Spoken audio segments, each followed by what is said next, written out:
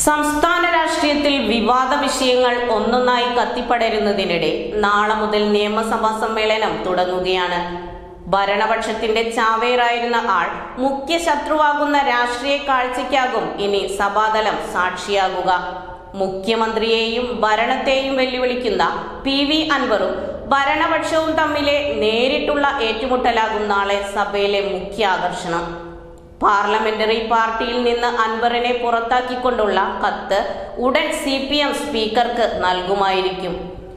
അൻവർ വിവാദത്തിന് പുറമെ പ്രതിപക്ഷത്തിന് കിട്ടിയ മികച്ച ആയുധങ്ങളാണ് പൂരം കലക്കലും മുഖ്യമന്ത്രിയുടെ അഭിമുഖത്തിലെ PR ഏജൻസി ഇടപെടലുമെല്ലാം. മുഖ്യമന്ത്രിക്കും CPM-നുമെതിരായി വെല്ലുവിളി അൻവർ സഭയിലും തുടരുമെന്നുറപ്പാണ്. അൻവറിനെ സഭയ്ക്കുള്ളിലും ശക്തമായി പ്രതിരോധിക്കാനാണ് ഭരണപക്ഷ തീരുമാനവും. പാർലമെന്ററി പാർട്ടിയിൽ നിന്ന് സഭ തുടങ്ങും മുമ്പ് അൻവറിനെ മാറ്റും. സ്പീക്കർക്ക് കൊടുക്കുന്ന കത്തിന്റെ അടിസ്ഥാനത്തിൽ CPM ബ്ലോക്കിൽ നിന്ന് അൻവറിന്റെ സീറ്റും മാറും.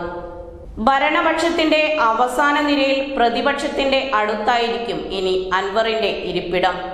അടുത്തേക്കെത്തുന്ന അൻവറിന്റെ തുറന്നുപറച്ചിലിലാണ് പ്രതിപക്ഷത്തിന്റെയും വലിയ പ്രതീക്ഷ. അൻവർ ഉന്നയിച്ച വിവാദങ്ങളിൽ തന്നെയാകും ആദ്യ അടിയന്തര പ്രമേയ നോട്ടീസ്.